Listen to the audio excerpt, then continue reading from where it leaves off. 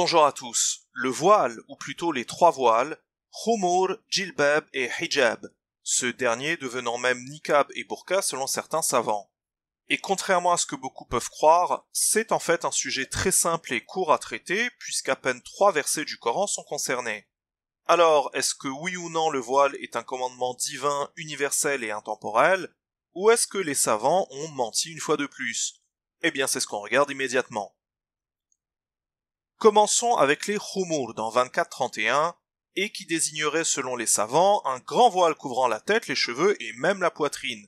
Sauf que rien de tout ça n'est vrai. Le terme qui le prouve, c'est celui de zinata, qui désigne les bijoux avec lesquels les femmes arabes décoraient abondamment leur corps. Et le Coran utilise encore ce même terme pour les bijoux qui avaient servi à faire le veau d'or. Alors, regardons ce que dit vraiment 24-31. On y apprend que les Arabes forniquaient notamment à cause de 2 comportements. Premièrement, les regards concupiscents. Il est donc commandé dans ce verset et le précédent que femmes et hommes maîtrisent leurs regards. Et deuxièmement, les femmes attiraient justement les regards des hommes en décorant leur corps de bijoux qu'elles exhibaient grâce à des tenues échancrées. Il est donc commandé aux femmes de couvrir leur djouyoub, qui ne désigne pas la poitrine ou un décolleté, mais les ouvertures, c'est-à-dire les parties du corps que leur tenue laissait à découvert. Enfin, il est aussi commandé de ne plus attirer l'attention des hommes en faisant retentir leurs bijoux en marchant. Khumur ne désigne donc pas un voile, mais des vêtements qui couvrent pleinement le corps. La racine khamara signifie d'ailleurs couvrir, cacher, envelopper. Elle désigne 6 fois sur 7 le vin qui était obtenu par fermentation.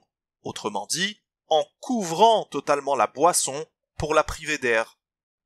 Au passage, sachez que ce n'est pas seulement les femmes arabes qui s'ornaient d'or, puisque la Bible hébraïque rapporte que les Ismaélites qui vivaient largement en Arabie décoraient aussi leurs chameaux. L'Arabie, dont l'ancien nom était Chavila, était connue pour être un territoire qui possédait de l'or de qualité et en grande quantité. Continuons avec le très célèbre terme de hijab, dont la racine apparaît 8 fois dans le Coran. Mais à la lecture de ces 8 versets, on a une énorme surprise, puisque le Coran ne parle jamais du hijab comme étant un voile pour la tête et les cheveux. Il suffit simplement de lire les 8 versets pour constater cette absence textuelle. Cependant, certains savants, qui sont minoritaires, utilisent le verset 33-53 pour justifier le niqab et la burqa, surnommé en France voile intégral. Voilà qui est doublement étonnant. Déjà que le hijab ne désigne même pas un voile dans le Coran, comment se pourrait-il qu'il désigne à présent une tenue couvrant l'intégralité du corps? Regardons ce que dit vraiment 33-53.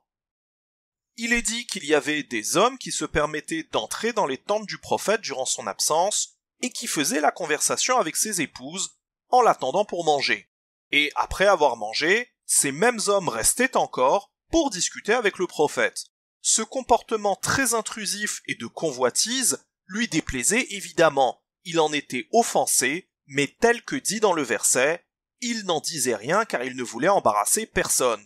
En conséquence, c'est Dieu qui instaure des règles pour réguler ce genre de visite. Et le commandement qui nous intéresse, c'est que les hommes devaient désormais s'adresser aux épouses du prophète de derrière un hijab, c'est-à-dire un rideau ou une cloison. Autre information importante, les versets 50 à 55 ne concernent en fait que les épouses du prophète.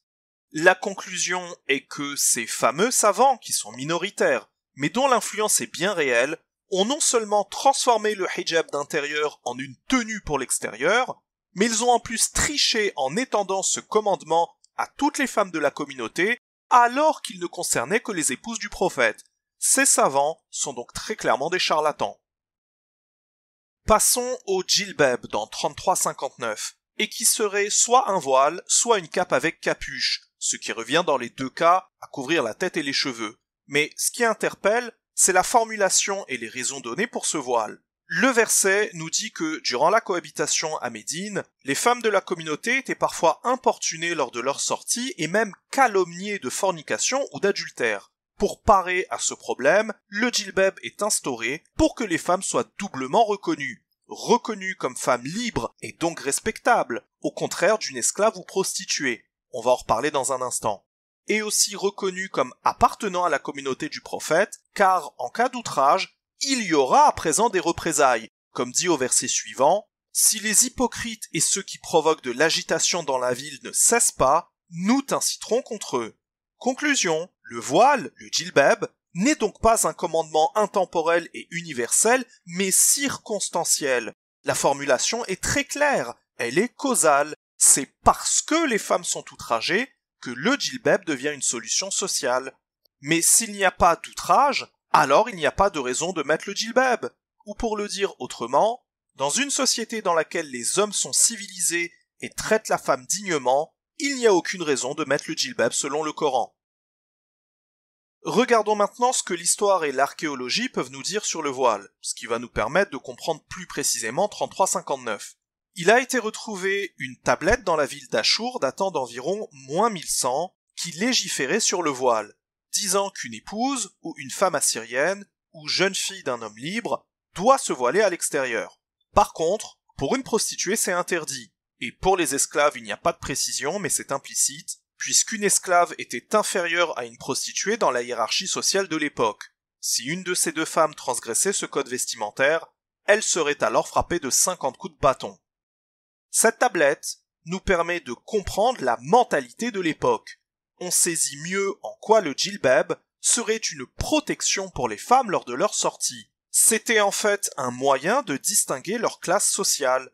À cette époque, une femme voilée, c'était une femme qu'il fallait respecter et auquel on ne pouvait pas faire de propositions indécentes, puisqu'elle n'était ni prostituée ni esclave, mais plutôt mariée ou patricienne ou sous la responsabilité d'un père libre. Voilà historiquement les liens sociaux entre le voile, le sexe et le respect de la femme.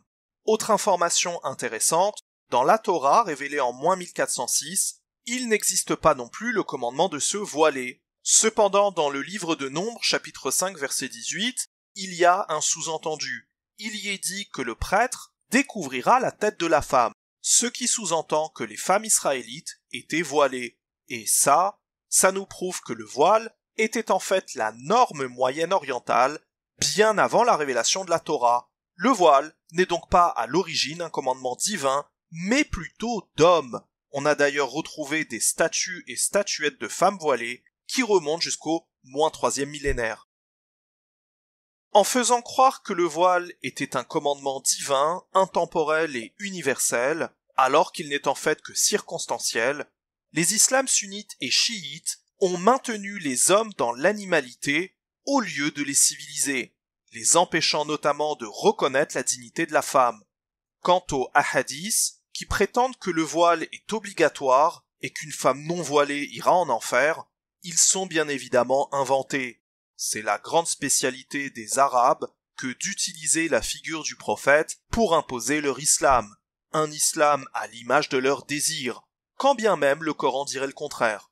Or, il y a un prophète qui avait été confronté à une situation similaire.